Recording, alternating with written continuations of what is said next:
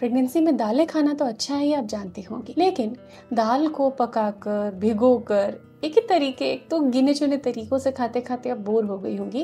तो आज मैं हर ट्राइमेस्टर में किस ट्राइमेस्टर में कौन सी दाल खानी है और उसके इनोवेटिव तरीके आपको बताऊंगी, जो आपको स्वाद भी देंगे, सेहत भी देंगे, आप खुशी खुशी दाल खाएंगी।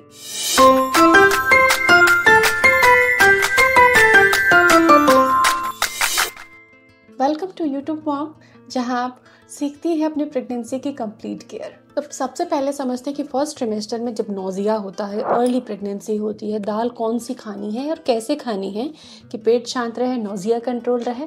तो सबसे पहले बहुत अच्छा तरीका है कि आप पीली मूंग दाल लीजिए, ऑर्गेनिक ही लेनी है दालें, नहीं तो अननेसेसरी आप केमिकल्स खाते हैं। तो डिस्क्रिप्शन में कुछ ऑर्गेनिक दालों के लिंक दे रखे हैं। तो मूंग दाल का क्लियर सूप बनाना है, उसमें हींग जीरा वगैरह यूज़ करना है आपको। और जब सर्व करें तो थोड़ा सा उसमें लेमन जूस स्क्वीज़ कर दीजिए, फ्रेश लेमन कट करके, और इसको आप इंजॉय कर सकती हैं। पतला रखें जो कि बहुत ईजी रहे आपको कंज्यूम करने में। लाइट है, प्रोटीन रिच है और हाँ, आपको बहुत अच्छी एनर्जी देगा। दूसरी दाल जो आप फर्स्ट ट्रिमेस्टर में खा सकती हैं, और दूसरा तरीका कि आपको मसूर दाल भिगोनी है रात को, जो ऑर्गेनिक अनपॉलिश्ड होनी चाहिए। रात को मसूर दाल भिगोइए, सुबह एक हरी मिर्च थोड़ी सी जिंजर के साथ उसको आप पेस्ट बना लीजिए ग्राइंड करके। सॉल्ट डालिए, थोड़ा सा अजवाइन, दो चुटकी अजवाइन उसमें आप ऐड कर लीजिए। चाहे अजवाइन आप मसल के ऐड करें, चाहे अजवाइन का पाउडर ऐड करें, दोनों ही बेटर हैं। और इसके आप चीले बनाएं पुदीने की चटनी के साथ या दही के साथ में, आप इसको ज़रूर खाएं ब्रेकफास्ट में। ये आयरन रिच है, बहुत कम ऑयल में बन जाता है चीला, और एनर्जी बहुत अच्छी देता है आपको। सेकेंड ट्रिमेस्टर ग्रोथ फेज होता है मेनली आपके गर्भ में पल रहे शिशु का।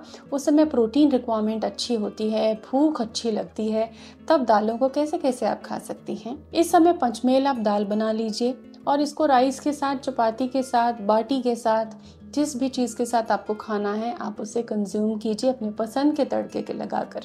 लेकिन हाँ, दाल खाने से पहले थोड़ा सा उसमें नींबू निचोड़े और 1 चम्मच घी ज़रूर ऐड करें।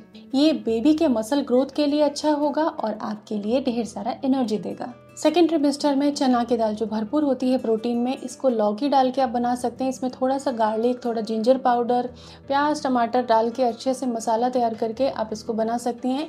तीखापन के लिए आप केवल काले मिर्च का इस्तेमाल करें, रेड चिली और गरम मसाले नहीं आपको ऐड करने। कुछ खड़े मसाले इसमें आप ऐड कर सकते हैं, जैसे कि दालचीनी, लौंग इत्यादि।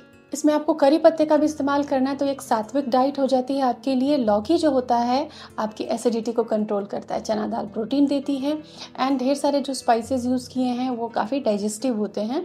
और हमने तीखापन इसमें बहुत ज़्यादा नहीं रखना है।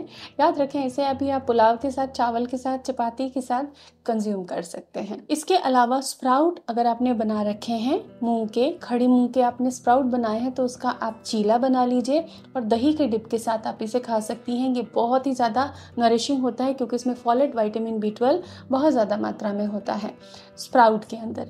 तो स्प्राउट का चीला सेकेंड ट्रिमेस्टर में खाना मस्ट है। अगर आप यूज़ कर रही हैं तो कमेंट सेक्शन में जाकर ज़रूर लिखिए। फॉर्मेंटेड दही बेटर होता है डाइजेशन के लिए, और स्प्राउट अगर हो जाता है तो वो काफ़ी रिच हो जाता है डाइजेस्टिव एंजाइम में, तो वो पचने में बहुत बढ़िया रहता है।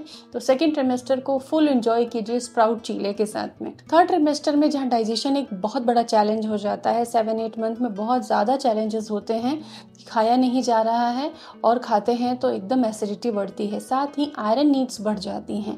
तो ऐसे में क्या दालें खाएं, किस तरह से खाएं? तो इस समय काला चने की आप रसम बना सकती हैं, साउथ इंडियन स्टाइल, जिसमें इमली का इस्तेमाल हो, करी पत्ते का इस्तेमाल हो, काले मिर्च हो, जीरा, हींग, टमाटर, इन सभी चीज़ों का इस्तेमाल हुआ हो। आयरन और डाइजेस्टिव एंजाइम्स दोनों इसमें रहते हैं, तो ये बहुत बेटर होता है डाइजेशन के लिए भी और एनर्जी के लिए भी, और आयरन भी इसमें प्रचुर मात्रा में होता है। एक रॉ एंड कुक्ड ब्लेंड आपको मैं बताऊंगी दालों का, कि आप साबुत मूंग दाल, साबुत मसूर दाल भिगो लीजिए, और चाहे तो आप उसे स्प्राउट भी कर सकते हैं, और इसके अंदर आप उबले हुए चने भी ऐड कर सकती हैं। कच्चा जो बीट रूट है उसको ग्रेट करके, कद्दूकस करके ऐड कर सकती हैं। हरी मिर्च, बारीक कटा प्याज, बारीक कटे टमाटर, धनिया पत्ता, नींबू का रस ऐड करके आप इस दाल की सैलेड को एंजॉय कर सकती हैं।